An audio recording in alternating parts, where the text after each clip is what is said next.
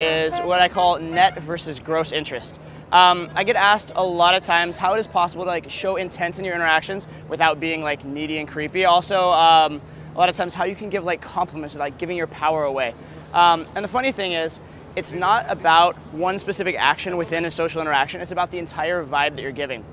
And most people, whenever they're interacting, they have this sort of this range of sort of normal experience.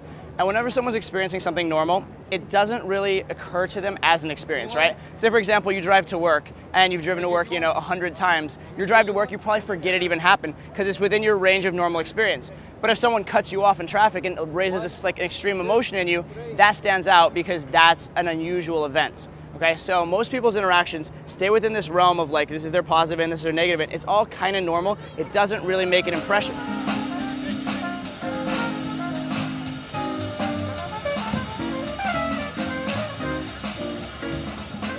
How is it that I can give a girl so many more compliments, escalate so much more physically, show so much more intent, and never be needy or try hard or never be too easily gettable, right? How is it I never give my power away even though I'm doing all these big things? Guys come up to me all the time you get so physical with the girls. I see you giving so many compliments. I see you being so sexual. How is it the girl doesn't know she can have you? How is it that the girl isn't turned off and doesn't leave? And what I told them is this. There's actually two factors.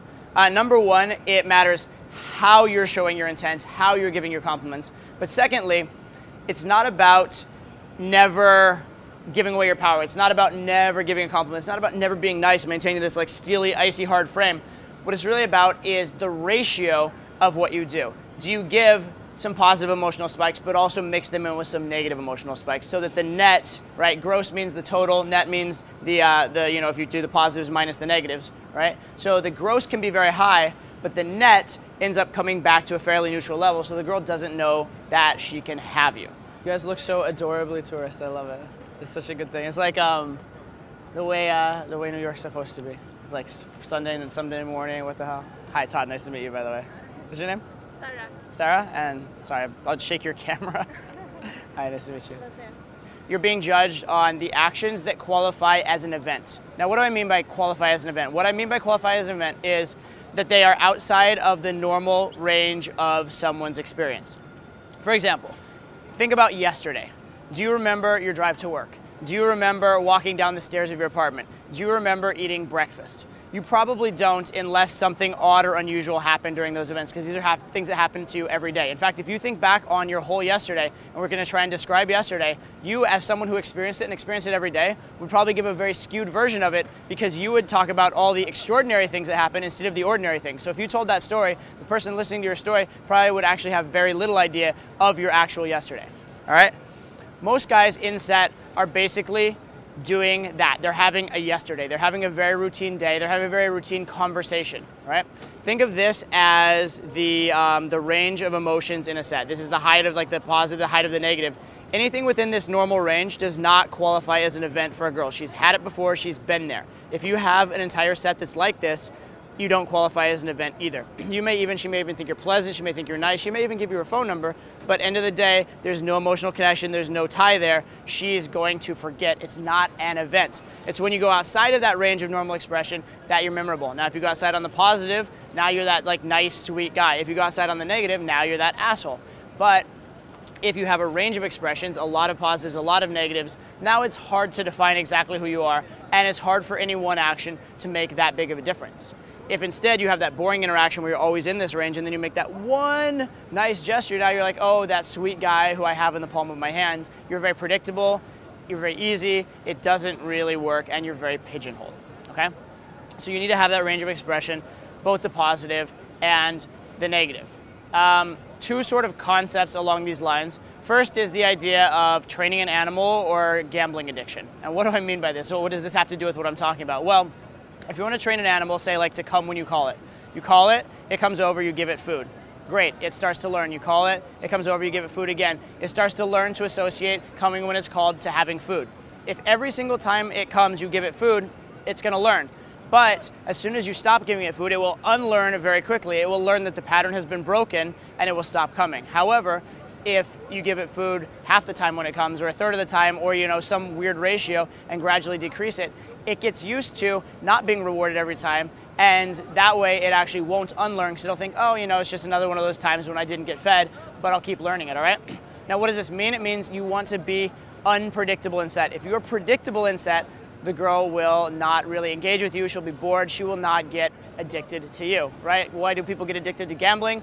They keep pulling that slot machine even when they know they're ruining their life, because they get that variable payout, because they think this next one might be the good one, this next one might be the good one, even though they're losing and losing and losing, okay? It's that same thing. If you are unpredictable, if you have variance in the way that you interact, people can become addicted to your energy.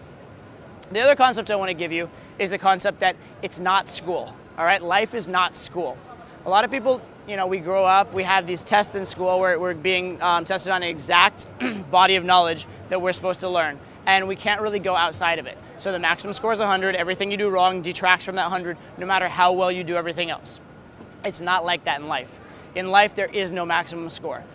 You can make your test out of 1,000, 1,000,000, 1,000,000,000. You can always have bigger opportunities, bigger connections, bigger things going on in your life. And if you do that, the little things don't matter. Imagine if on that test, you got like, you know, 500 points of extra credit and you missed 20. Well, oh shit. You got to like, what'd you get, a 580 on your test? That's such a terrible score. Whereas someone else who just like was in the bounds, didn't extend themselves, didn't do anything amazing, but got nothing wrong, maybe gets a 99. 580 is a fuck of a lot higher than 99. And when we talk about getting girls, it's not about being a little bit better than average, being like, you know, a little higher within that average range and having that girl be like, oh, he's nice and he's a little nicer. No, it's about having that girl who believes that you are fucking God. It believes that you are just the man that like the sun and the moon rise with you. Okay, that's what really matters. It's not about how many like pretty good sets you have, it's how many great, amazing, incredible sets you have, because those are the ones that get you a result. So you need to have a type of game where that's possible. In order to do that, sometimes you need to have a game where it's possible for her to hate you as well. You need to be polarizing, but you need to be, again, outside of that normal range of experience. Be memorable, all right? And then this idea of net versus gross that I'll finally get around to. Why do I call it net versus gross? Well, gross is the idea of the total amount of something. Net is the ratio of the positives to the negatives. How is it that I can give tons and tons of compliments without being that over-complimenting guy, or I can escalate a ton without being that like needy, creepy guy that's like too handsy? Well, it's because I'm mixing it in with negativity. I escalate, and then I give some space. Escalate, push away. Compliment, but also then deny the compliment or do a disqualifier, that sort of thing.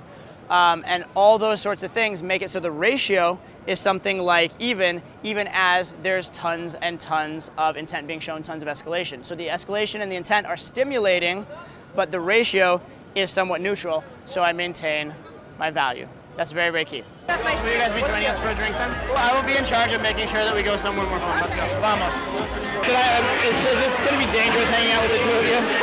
Should I beat my heart? Should I be beating fast? I'm always a little sweaty. I'm like, how excited I am. I'm like, coffee club soda. Coffee club soda. Adorable. All right. Come, little ones. So much attitude. What? I said so much attitude. I like it. You have the smile that knows how to get out of trouble. That's how I know how much attitude you are. So when I escalate on a girl, it's not from this place of, oh, I hope I can get away with it. When I compliment a girl, it's not from this place of, oh, I hope she likes me because I compliment her. It's from a place of, I am an abundant man. I think you're cute. Let's find out if we like each other. This could be good for both of us. I am offering you value. And because it comes from that place, you can get away with it.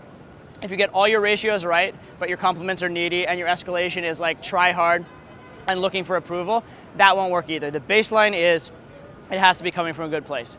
But once you have that, this idea of ratios, this idea of breaking out of the mundane and having a ratio of some positive and some negative really will take you from that frustrated intermediate purgatory to truly advanced, where you're going to have girls chasing you and you're going to have things on your terms.